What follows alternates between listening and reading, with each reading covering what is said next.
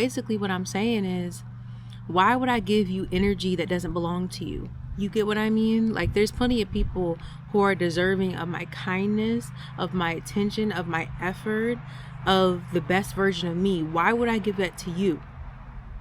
It's like, I'm not lying to myself anymore. And that's the truth. I was lying to myself, telling myself that these people were your friends, or this situation wasn't what you thought it was, or it couldn't be this, like that overly compassionate sort of bleed my heart out, sort of give, you know? That feeds into a certain archetype of a spirit that we are all grateful for. The big mama, the black woman who's here to save the world, the, I am every woman. That archetype, she's tired. Like, I'm talking about collectively. That spirit is tired. She's ran down. She's worn out. Y'all have been running her into the ground. She's been saying, hey, all right now, I don't know how much more of this I can take, because there's nothing wrong with that archetype of a spirit or an energy. But when she is not supposed to be used in a situation, you're like making her fight when she's not a fighter. She's like a natural nurturer. She's a mother, a primordial source of abundant sort of overextension of unconditional love. You know what I mean? Like, she has her place. And it's like, you're abusing that power. You gotta look at it like that, right? How do I respect the goddess? How do I respect different aspects of the goddess? I respect different aspects of the goddess by understanding what part of her is tired and what part is filled with energy. You know what I'm saying? Like, if she's tired, let her rest. And that's the space that I'm in. Like, I am not lying to myself. It's honesty. It's honesty with no filter. And I think that that's what I've been fearing about myself. I've been fearing taking off the filter. Because, like, once I just start speaking on what I'm observing, on what I know, on what I feel, just as, like, for me, for my truth, when I start, it's very hard for me to stop. Like, it's very hard for me to stop. So I haven't let myself just say it raw and unfiltered before, but I don't have that filter anymore. You get what I'm saying? When you do so much work on yourself, when you progress in a way that ensures that you are becoming a different person, when you make the decision for your life that it was that, but it's not going to be that, and that's what it is. When you start laying down the spiritual law in your own life, you don't give a fuck as much. Like, okay, you know how they're always making the joke about, like, that youngest one don't give a fuck? I was raised the youngest, okay? So I got 2 siblings after me, but what I'm saying is, growing up, I was the youngest in the household. Growing up, I was the baby, okay? Growing up, I was the youngest. I don't give a fuck. I really have a hard time pretending that I do. Because for what and for who? It's all performance, right? And I look back at certain dynamics and friendships that I was in, and that's really what it was. Like, you felt comfortable with me being beneath you. The moment that you started to feel like I was no longer beneath you is a moment that problem started, and it's manipulation.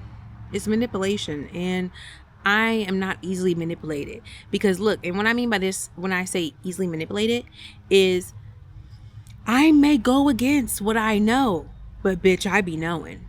I may try to give you another chance and another chance, because I know that we are all capable of mistakes. And back then, I never ran out of grace. Back then, I did not know my self-worth and the importance of my own energy. Back then, I was not infused and endowed in all of the goddess's energy, essence, and power and authority. But I'm a little bit more of a bossy bitch these days. I'm a little bit more unforgiving, unwilling. I'm a very difficult woman. I have an easy life, but I am not easy. And I am not going to be liked by everybody. And I understand that I am captivating and alluring, And because of that, people place me in a certain particular little neat box. And then when they realize I'm actually a person of extreme depth and substance, that puts them off a little bit, takes them back a little bit.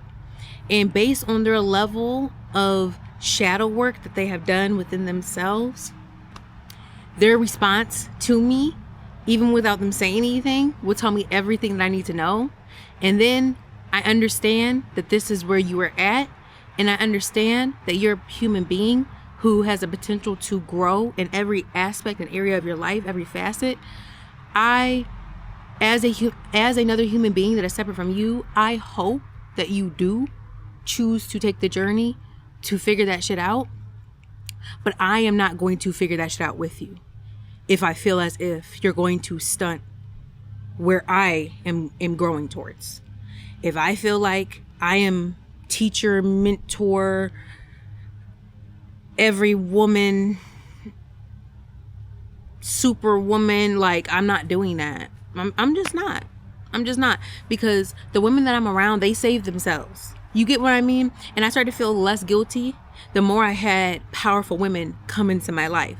The more that I started seeing examples of the person that I want to remain being. The more that I started to surround myself with like-minded individuals. The more that I started to realize that, no, I don't want to accept the less. No, I don't want to perform. I don't want to be fake. I'd rather just stay away from you. I literally just rather stay away from you. That's all I'm going to do. I ain't hurting nobody. I'm just going to stay away from you. You stay away from me, but they can't. They can't. But I'm gonna stay away from you. And because I play with the universe, you're not gonna catch up to me. That's not me being cocky or arrogant. That's a fact. You're not gonna catch up to me. You're not. Sorry. Anyway, my point is this. Faking the funk does not serve me in any way, shape, or form. Being disingenuous and being dishonest with myself literally physically makes me feel sick. The idea of rekindling anything that was detrimental to my soul, to my spirit, is an absolute fuck no. So I just have to accept the fact that it's okay to not hold space for them and always have a place for them and think of them on occasion and send love to them and hope that they're doing well. I don't really give a fuck anymore. Like, and that's how it is. Look, because it may sound cold. So sometimes I'm a visual person, right? I like visuals. So think about everybody that's in the world, right? Every single last person that's on the world. If you can even conceptualize that, you're going to meet a few of these people. So you're going to meet a few of the everybody in the world. The everybody, globally, the everybody in the world. You're going to meet a few of them, okay? And you're going to decide that they're not your human, they're not your type of human, and you're not their type of human either. You're going to choose to go your own way and decide that those human beings are not for you, and you leave it at that. And you leave it at that. There was enough time for you to love and send prayers to and send blessings to and think about and hope for and wish and just I hope that they're okay. There was like a whole lot of that during the relationship, during when the dynamic was active. Now that it is severed, now that it is dead, now that it is gone, sometimes that gives you time to reflect on maybe they actually weren't good human beings. Maybe actually they weren't people that you ever want to align with ever again across any timeline. Maybe you decide that level of callous and cruelty and the ability to not see oneself was enough for you to know that they're not your type of human being. And that's a few compared to everyone that's in the world. You're going to meet more people. The people that you have met, that's not all the people that you're going to meet. And some of them are just cool. Some of them are just a nice, friendly wave in passing. Some of them is your homegirl for life. But regardless, what I'm saying is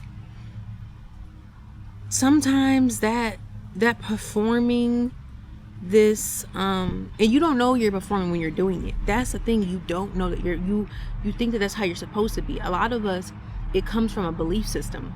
You know, a lot of us were raised in the church, especially as Black women. You know, they teach you in the churches, oh, the women are to serve, you know, the men of the church, and it's all about, you know, power, and it's all about knowing a woman's place. You know, you handle all the finances and the cooking and the, you know, housely traditional duties, you know. So when it comes to certain individuals, you carry that same mentality, that same I'm going to take care of you, I'm going to be kind to you regardless, and you don't have to. So we don't know that we're performing it. We're just doing what it means to be a lady, or what it means to be someone who's kind, or what it means to be somebody who's gracious, or what it means to be somebody who is well liked and well respected. You get what I mean? And at the sacrifice of that is our authenticity. At the sacrifice of that is our inherent feminine nature that tells us to rebel. Every woman has it. Like, every woman has it. And in particularly Black women, good luck trying to tell us what to do, because it's our intuition. If we know what we know and we know how we want to do it, we're going to do it that way because our intuition is speaking to us, and you can't tell us if that's not our intuition. You're not a woman, you don't hold a womb, so how would you even know, Bookie? And I already talked to my homegirl who's very wise and makes smart decisions, so I know that I'm not tripping. And that's all it be. So you're not going to tell us what to do. You're not going to boss us around, because like, that spot is for the goddess. I only listen to the goddess. Now, if you're in alignment with the goddess, I listen to you. Now, yeah, period. But yeah, this whole performing kindness shit, you don't have to do that. You don't. And also, your kindness is not for everybody. Absolutely not. Absolutely not. So as I am breaking out of that archetype, that energy, you know, I have a lot of compassion, love, grace, and softness for myself, gentleness for myself, because I've given enough of that over the years. And even in situations where I could have been rude, belittling, mean, aggressive towards people, I didn't take the opportunity, because you are nothing to me now, meaning I'm healed. In that area, I am healed, and it's not going to be like that for everybody. But for me, when I'm done, I'm done. Like, all the way, I'm done. So it's okay to not hold space in your heart. Maybe it's taking up way too much room. Maybe you're really just supposed to detach and let it go, and be okay with the fact that you let it go, and don't worry about what anybody else has to say about you letting it go. Oh well.